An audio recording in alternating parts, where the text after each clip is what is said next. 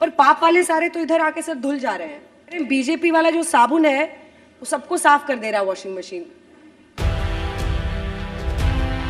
Dwarika expressway में हुए घोटाले पर सफाई देते हुए इंटरव्यू के दौरान बीजेपी नेता एवं परिवहन मंत्री नितिन गडकरी से अंजना ओम कश्यप ने तीखा सवाल पूछ लिया, जिसे पूछने के लिए गोदी पत्रकारों को बहुत हिम्मत जुटानी पड़ती है। विपक्षी पार्टियों में जो नेता भ्रष्टाचार के आरोप में ईडी, सीबीआई, इनकम टैक्स के निशाने पर होते हैं, वो बीजेपी ज्वाइन कर लेने के बाद ईमानदार कैसे हो जाते हैं, ये सवाल अंजना ओम कश्यप ने किया है। हालांकि इस सवाल पर केंद्रीय मंत्री ने हंसकर जो जवाब दिया है वो चौंकाने वाला है। उन्होंने बड़ी ईमानदारी से ये स्वीकार कर लिया है कि चुनाव में जीतने के लिए उतरा जाता है, उनको भ्रष्टाचारियों के साथ भी लेना पड़ता है, इससे कोई गुरेज नहीं करते अगर उनके पास वोट बैंक है तो। और चुनाव में जीतने की राजनीति जो होती है वही इंपॉर्टेंट होती है, और जो जीतता वही सिकंदर होता है।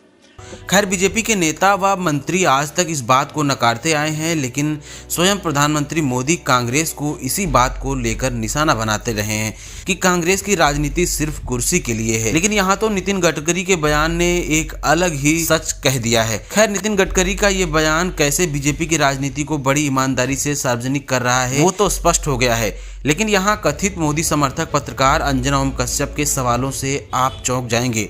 अंजना की हिम्मत की तारीफ होनी चाहिए जो इन्होंने ऐसे सॉलिड सवाल बीजेपी के केंद्रीय मंत्री के सामने रखे हैं। दोस्तों, अंजना का ये कहना कि पाप वाले सारे आपके यहाँ बीजेपी में जाकर धुल कैसे जाते हैं, बीजेपी वाले साबुन से, वॉशिंग मशीन से बड़े बड़े भ्रष्टाचारी भी साफ होकर, ईमानदार होकर कैसे बाहर निकल रहे हैं, ये वाकई यथार्थ है। आप देखें तो नारायण राणे केंद्रीय मंत्री हैं। पहले ईडी द्वारा खोखा कंपनियों में भ्रष्टाचार की जांच इनके ऊपर शुरू की गई थी, लेकिन बीजेपी में शामिल होने के बाद जांच बंद हो गई। शुभेंदु अधिकारी ममता बनर्जी सरकार में मंत्री रहे, घोटाले और हत्या का आरोप लगा, सीआईडी जांच शुरू हुई, लेकिन बीजेपी में शामिल होने के बाद सभी जांच बंद हो गई और शुभेंदु ईमानदार हो गए। हिमंता बिस्वा शर्मा कांग्रेस में रहे तो ईडी की जांच शुरू हुई थी, भ्रष्टाचारी थे, लेकिन बीजेपी से मुख्यमंत्री बनते ही फाइल बंद और हिमंता सबसे ईमानदार हो गए। भावना गवली के खिलाफ ईडी की जांच शुरू हुई, फाइल बीजेपी में शामिल होने के बाद बंद हो गई।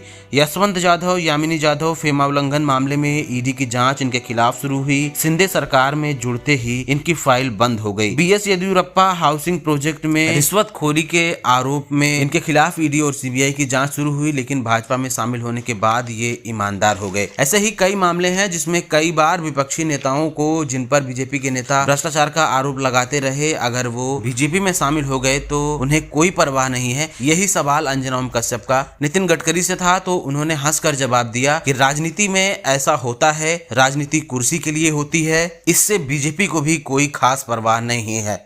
गोदी पत्रकारिता के जमाने में निष्पक्ष रिपोर्टिंग किसी चुनौती से कम नहीं। हमारी हौसला अफजाई के लिए वीडियो को लाइक, शेयर और चैनल को सब्सक्राइब करना ना भूलें।